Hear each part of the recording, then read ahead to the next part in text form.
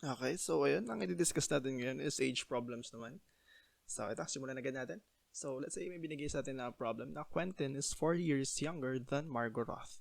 9 years from now, Margo Roth's age will be 13 years more than 2/3 the age of Quentin. So how old are they now? So ayan, tatry ko kayong bigyan ng step by step, yung parang pwede nyo lang sundin na pasunod-sunod para alam nyo yung gagawin kapag age problems, okay? So, experience ko lang nung high school na sobrang nakakatulong kung ilagay natin siya sa table, okay? So, gawin natin siyang ganito.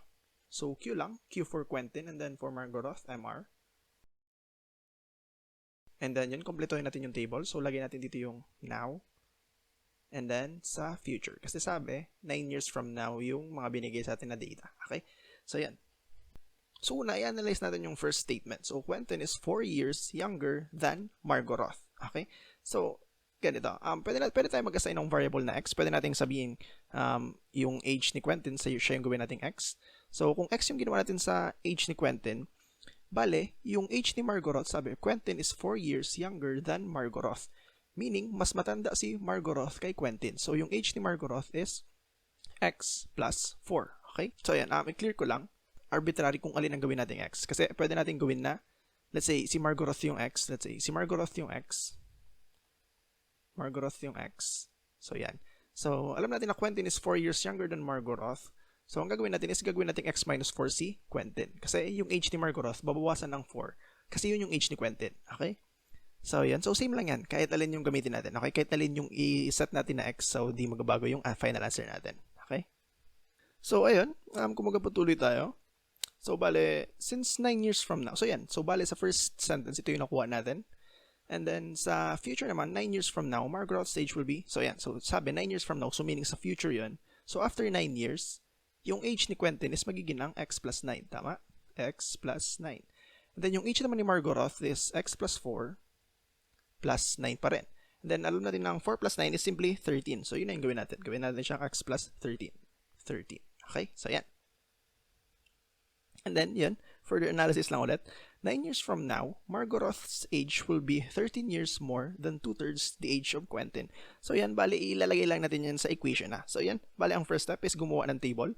I-analyze kung now or future ba or now and past. So yan, so alam natin na sabi, so dito sa case na to, now and future yung ginamit natin kasi yun yung tama dun sa problem natin.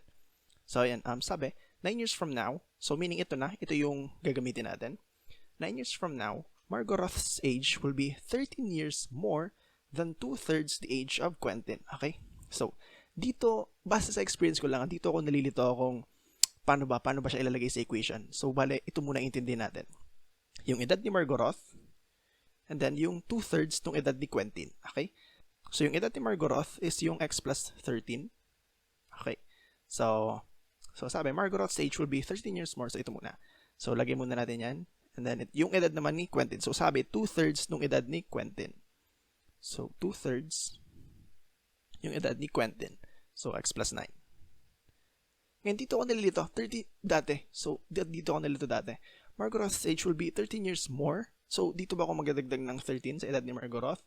O dito ba ako magdadagdag ng 13 sa edad ni Quentin? Okay, so, itindi natin. Margo Roth's age will be 13 years more than 2/3 the age of Quentin. So, sabi, yung 2/3 ng edad ni Quentin, mas mataas pa rin ang 13 doon yung edad ni Margo Roth. So, meaning ito, kulang pa to. Kailangan pa natin magdagdag ng 13 dito para maging equal siya doon sa edad ni Margo Roth. Okay? So, yan. So, sa right side tayo mag-add ng 13. So, yan. Ito, solve for x na lang kapag ganito. So, x plus 13 is equal to 2x over 3, and then 2/3 times 9 is simply 6 plus 6 plus 13. Okay? So, lipat natin dito. So, kung ita-transpose natin yung 2/3 x, magiging siyang x minus 2x over 3 is equal to 6 plus 13 is 19. 19, and then yung 13 kung ita-transpose natin, minus 13. So, yan. X minus 2x over 3 is simply x over 3 is equal to 6. And then, multiply both sides by 3. So, makuha natin is x, makacancel to. So, x is equal to 6 times 3 is 18. Okay, so yan. And then, kung matatanda natin, inassign natin yung x dito sa age ni Quentin, right? So, alam natin na yung edad ni Quentin is equal to 18 years old. 18 years old. And then, automatic, si Margo Roth.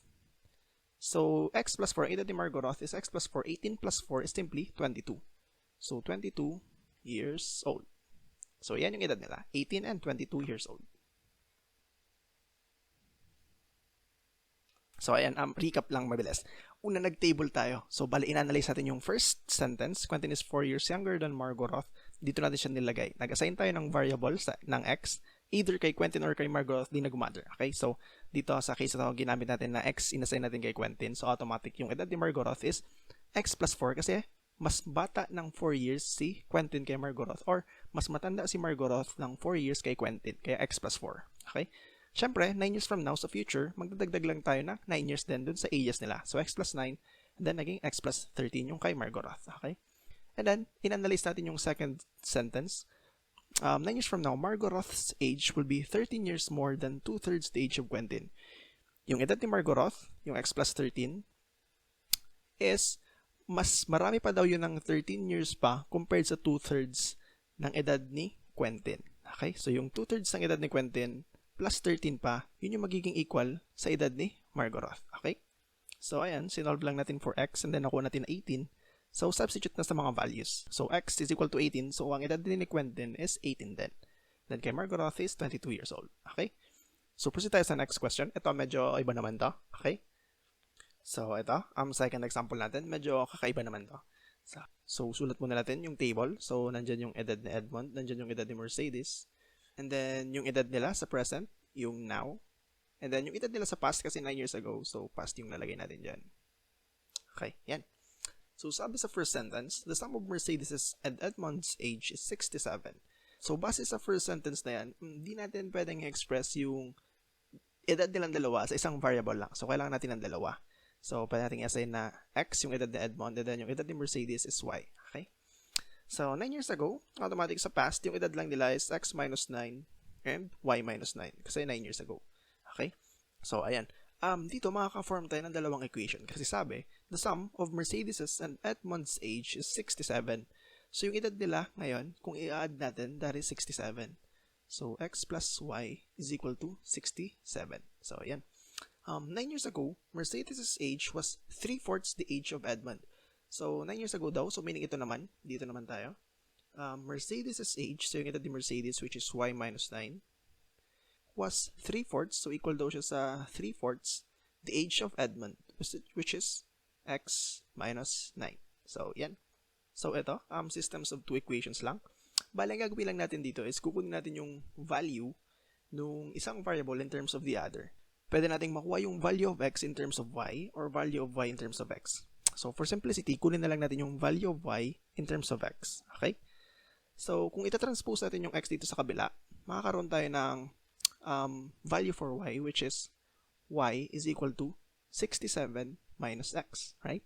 And then yung y na yan, yung value ng y na yan, pwede natin siyang i-substitute dito sa y na to. Okay? So, yun na yung gagawin natin. So, 67 minus x minus 9 is equal to 3/4 x minus 9. Okay, kung mapapansin nyo, galing tayo sa dalawang variables, x and y and x. Ngayon, isa na lang. So, pareho na x. So, pwede natin i-solve yung value ng x. Okay? So, ayun, 67 minus 9, that is 58 minus x is equal to 3x over 4 minus 27 over 4. And yan, kung i-rearrange natin, bale, magiging siyang 58 plus 27 over 4 is equal to 3x over 4 plus x. Lipat ko lang dito. Dito tayo magpatuloy. So, ayun, kung i-add natin yung left side, ang kakalabasan niyan is 259 over 4. Equal daw siya sa 3/4 x plus x is simply 7/4 x, 7x over 4. So, ayan. Kung i-divide natin both sides by 7/4, bali ang makukuha natin, so makakancel yung 7/4 na to, matitira is x. Makukuha natin na value for x, x is equal to 37. Okay? So, yan. So, bali, yan yung edad ni Edmond na 37. So, kasi siya yung inassign natin na x, di ba? Nahanap natin yung x. Then to solve for y, kasi diba meron tayo nitong equation na to. Balik lang tayo rito. So y is equal to 67 minus x. So magiging na siyang 67 minus 37. So bali, magiging edad ni Mercedes is y is equal to 67 minus 37 is simply 30. So yan. So ito yung edad nilang dalawa. So si Edmond 37, si Mercedes is 30 years old. Okay? So yan. So ayan, so bali recap ulit tayo. So nag-table tayo. Bali in-analyze natin. So kailangan natin ng now and past kasi 9 years ago siya. And then yun lang. And then ginawa lang natin ang equation yung mga binigay sa atin na given sa problem. So yung sum daw ng age nila is 67. So ito 'yon. So yung first equation natin, x plus y is equal to 67. And then 9 years ago, Mercedes' age, yung age ni Mercedes, which is y minus 9, was 3/4 the age of Edmond. So yan, inequate lang natin. And then sinolve lang natin. So yan, sinolve natin yung value ng x and then nahanap natin yung value ng x. Sinubstitute natin siya dun sa first equation para mahanap yung value ng y. So yun, bali sobrang importante talaga na gawin muna yung table and then after nun, i-analyze lang natin kung paano ba natin may incorporate yung mga given, paano natin sila magawang equation. Then after nun, actually madali na. So practice lang ng pag-incorporate ng mga given gagawing equations. Okay? So yan, para matulungan kayo makapag-practice, eto, may bibigay kaming sample problem. And eto siya. So ayan. So yan, pwede nyo siyang sagutan and then i-pause nyo na lang yung video kasi papakita na namin yung sagot in a while. So yan, dalawa lang. So yan, papakita na namin yung sagot in 3, 2, 1, and ito yung sagot natin. So, ayun, sana natuto kayo. So, see you sa next video natin. Bye-bye!